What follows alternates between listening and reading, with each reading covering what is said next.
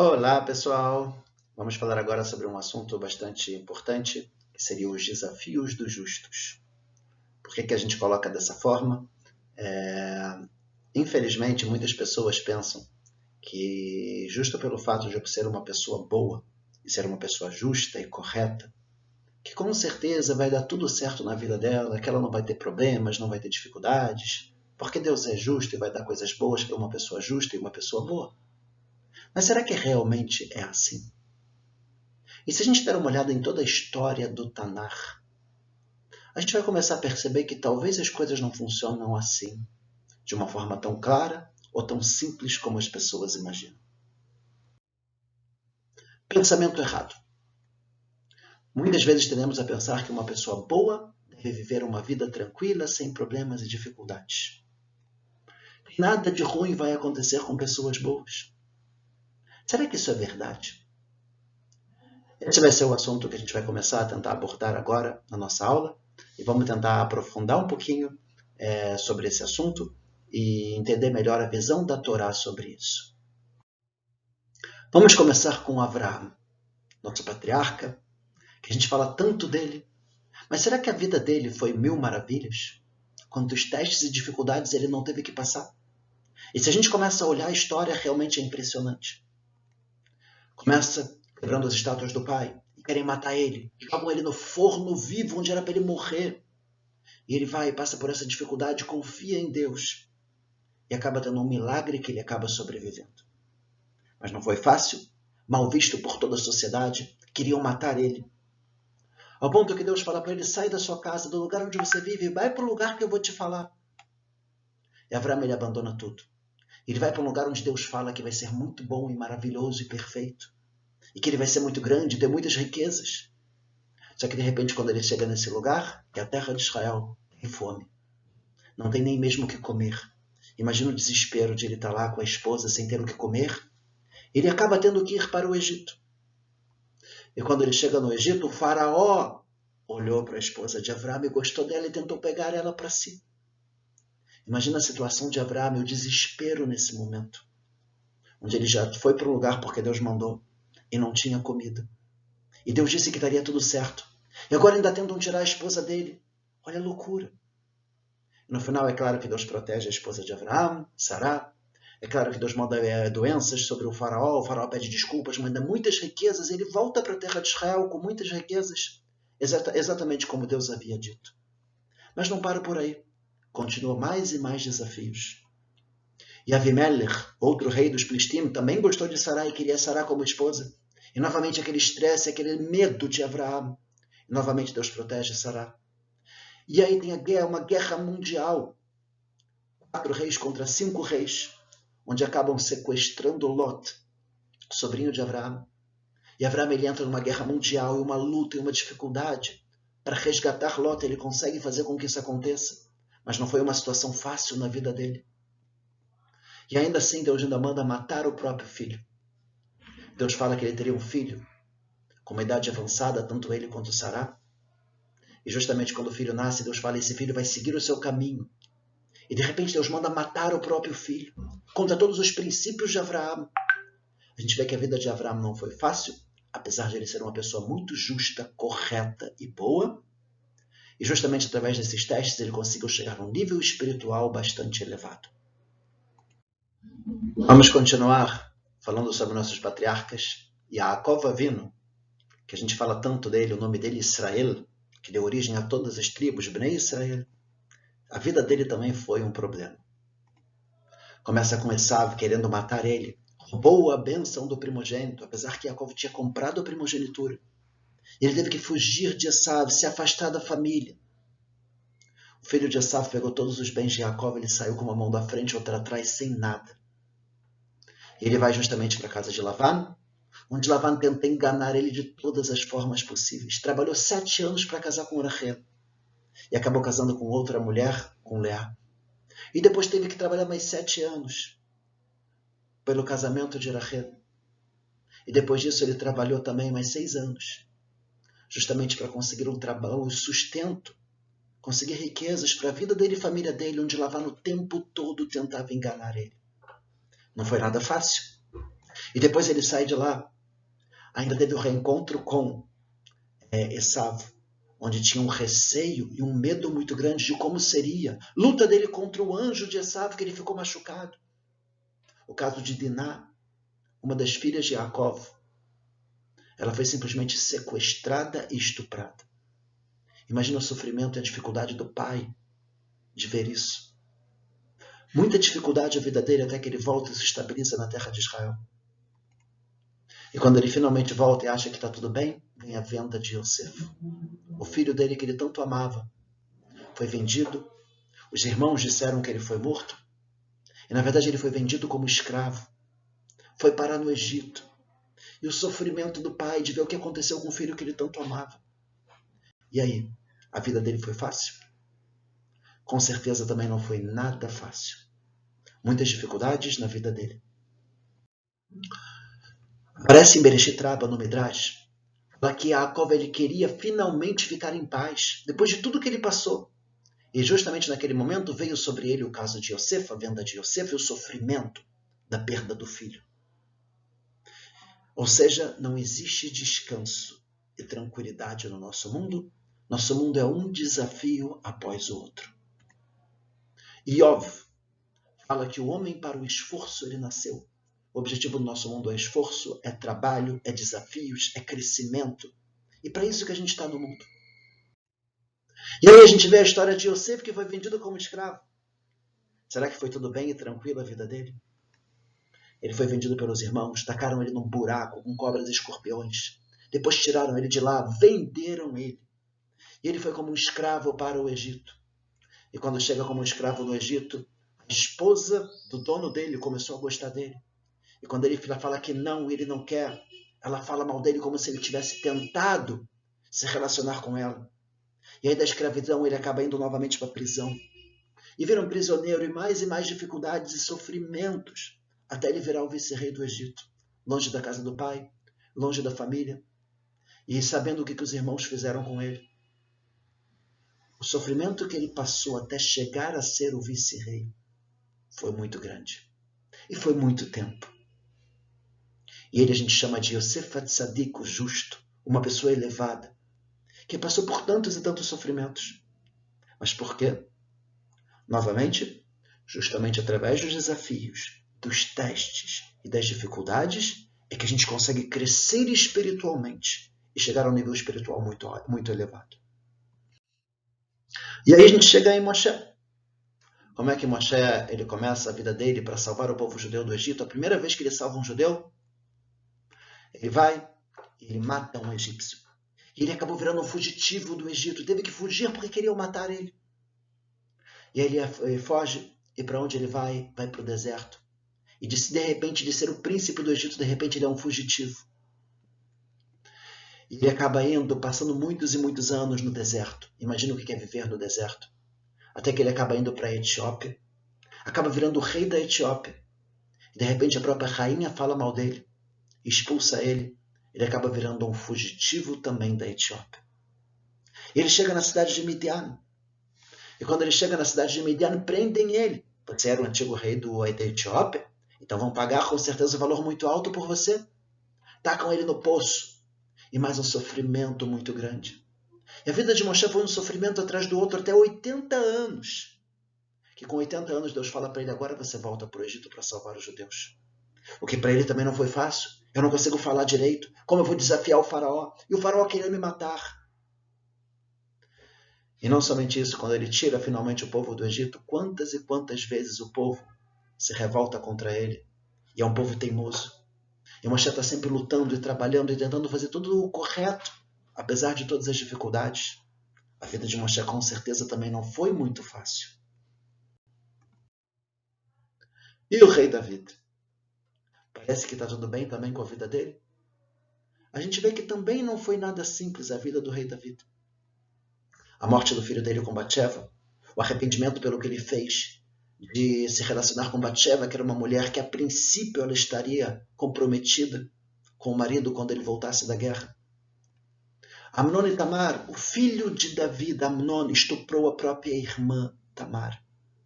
E aí vai Absalom, que também era filho de David, matou o próprio irmão, Amnon. E de repente Avshalom se rebela contra o pai, querendo assumir o reinado e faz com que David fuja de Jerusalém para não ser morto pelo próprio filho. E a gente tem a história de Adoniá também, era outro filho de David que começou a se autoproclamar como rei, enquanto David ainda era o rei. E quantas dificuldades ele acabou não passando, quantos desafios. E todo o Sefer Terrilim dos Salmos são os desafios da vida de David. Davi também não passou uma vida muito fácil. E aí? São desafios ou são sofrimentos? O Mesilat Yesharim é um livro muito bonito de moral e ética judaico. Ele fala que tudo que há no mundo são testes para o ser humano. Pobreza ou riqueza são testes. Uma pessoa pobre ela pode se aproximar muito de Deus e rezar e pedir para Deus ajudar, se aproximar das mitzvot. Ou ele poderia se rebelar contra Deus. Olha a situação que eu estou.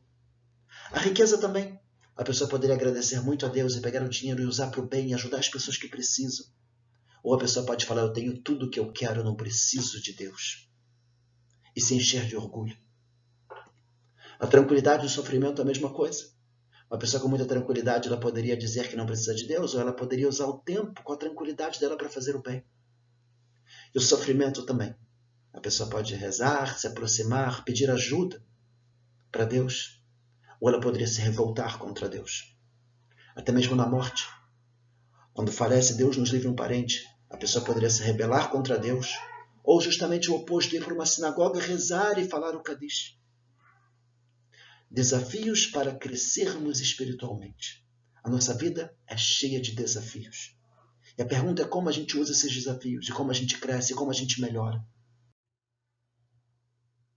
É escrito no Talmud, no futuro, Deus vai matar e acabar com o Yetzer Hará, com o mau instinto, com o anjinho mau que fica dentro dos nossos corações.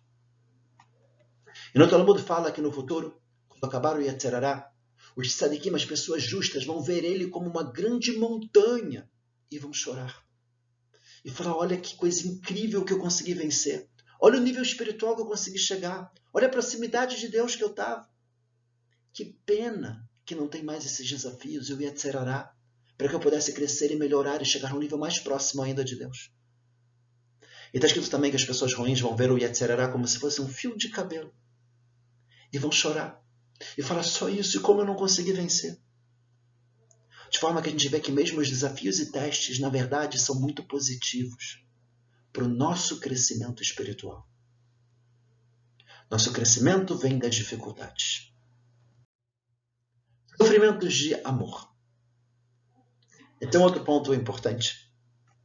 Aparece no Tratado de Brachot, disse Rabbi Shimon ben Lakish, toda pessoa que se ocupa com a Torá, os sofrimentos se afastam dele. Ou seja, realmente o estudo de Torá, as mitzvot, afastam coisas ruins das nossas vidas. Disse Rava Irabizeira, se a pessoa percebe que está vindo sobre ela sofrimentos, ela deve mudar suas atitudes. Caso ele não encontre nenhum erro para consertar, saiba que é um sofrimento de amor. O que é um sofrimento de amor?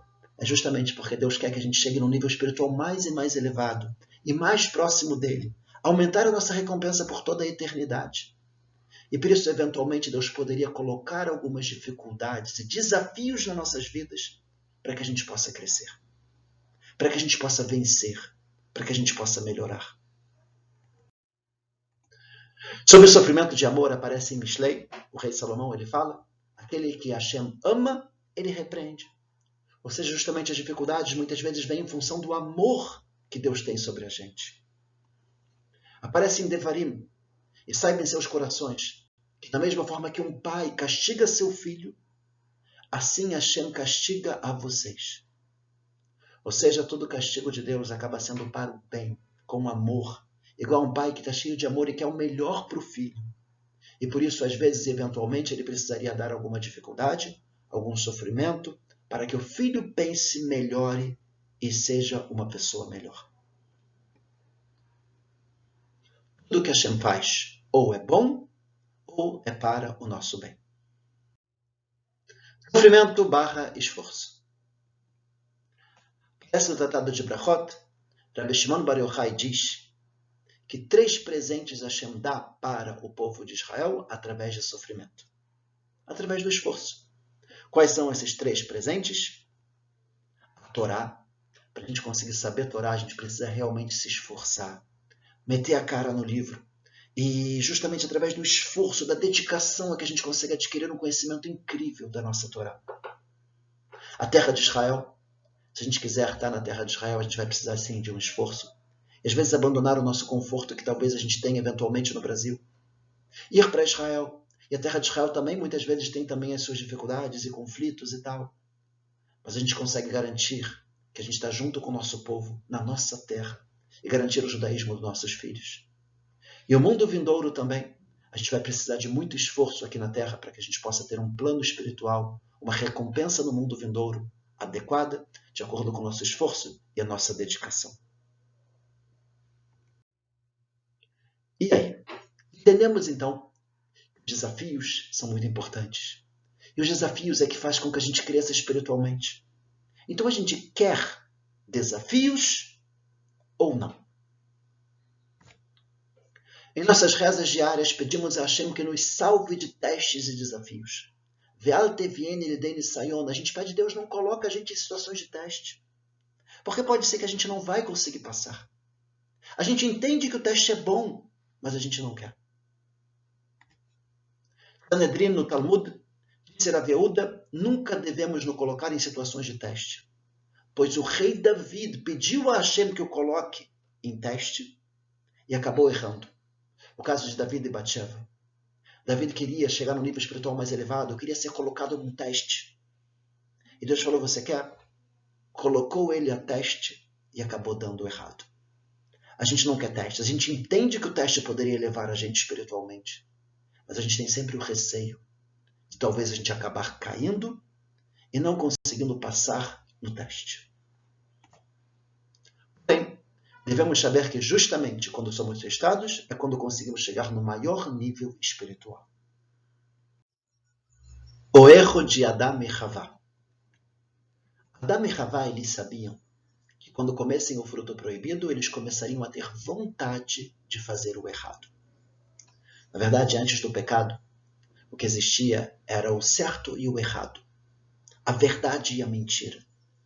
Ele não tinha vontade de fazer o errado. Ele só tinha vontade de fazer o certo.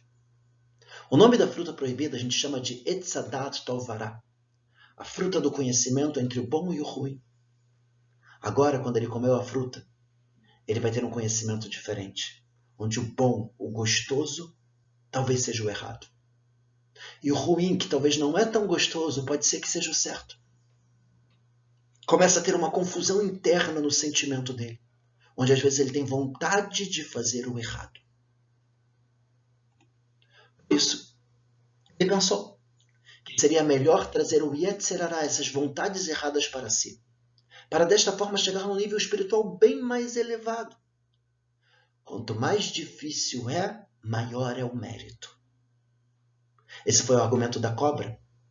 E por isso que eles acabaram pecando. E pensaram, agora a gente vai poder ter a oportunidade de se aproximar mais ainda de Deus. Se sem ter a vontade, a gente já tem o livre-arbítrio, a gente está próximo de Deus. Imagina com vontade de fazer o mal e não fazendo. Imagina quando a gente for testado e vencer o teste. Porém, ele errou por 2 motivos. Achava que conseguiria vencer e acabou não vencendo, e por ter desrespeitado o mandamento direto de Hashem. Ou seja, Adão pensou, Adão e Havá pensaram, agora toda a nossa descendência vai ter vontade de fazer o mal, e a gente vai conseguir vencer, e a gente vai estar muito mais próximo de Deus. É óbvio que a gente vai fazer o certo, não vai ser uma vontade no coração que vai me fazer alguma coisa errada. Mas a gente vê geração após geração que, infelizmente, o ser humano não consegue vencer. E, além disso, é claro, ele desrespeitou o mandamento direto de Deus. Deus falou, não faz isso. E ele acabou fazendo. E, na verdade, aqui entra uma ideia muito bonita. A gente não pode pensar que quando a gente está no caminho correto, é claro que tudo vai dar certo. Faz parte dos desafios do nosso mundo para o nosso crescimento espiritual. A gente passar, sim, por determinados desafios e dificuldades. E a gente não quer os desafios e dificuldades. E a gente reza para Deus para salvar a gente deles. Mas o nosso mundo funciona dessa forma. E a gente não consegue sair completamente das dificuldades. Vale frisar aqui, é claro que é muito importante, que adianta sim a gente fazer o bem, a gente fazer as mitzvot, a gente se aproximar de Deus. E Deus livra a gente de muitas e muitas dificuldades que eventualmente poderiam acontecer sobre nós. Mas é claro que isso não é total. Porque se fosse total, a gente não teria o livre-arbítrio. Se fosse total, todas as pessoas boas só teriam coisas boas e todas as pessoas ruins só teriam coisas ruins. E a gente não teria o livre-arbítrio no mundo. E por isso Deus manda os desafios, mas Ele manda os desafios. Mas Ele ajuda a gente também, quando a gente tem o mérito, a vencer os desafios. Teve o desafio de Abraão, ele foi jogado no forno, mas ele saiu bem de lá. Teve o desafio que pegaram a esposa dele 2 vezes, mas ela saiu intacta e voltou para ele. Teve o desafio de ter a fome na terra de Israel, mas depois teve a fartura. E assim, todos os desafios, quando são pessoas boas, a gente acaba vencendo os desafios e passando por uma etapa positiva, onde a gente teve um crescimento espiritual e Deus ajudou a gente durante os desafios. Então, com certeza, ajuda sim, e muito, a gente estar no caminho correto, a gente cumprir as mitzvot, a gente fazer o bem, mas a gente nunca pode imaginar que pelo fato de a gente estar no caminho correto e fazendo o bem, que nada de ruim vai acontecer. Porque, como a gente viu, mesmo as principais personagens de Am Israel também passaram por muitas dificuldades, apesar de serem pessoas extremamente elevadas. E todas as dificuldades foram para o bem delas. Como a gente falou, tudo que Deus faz conosco ou é bom ou é para o nosso bem.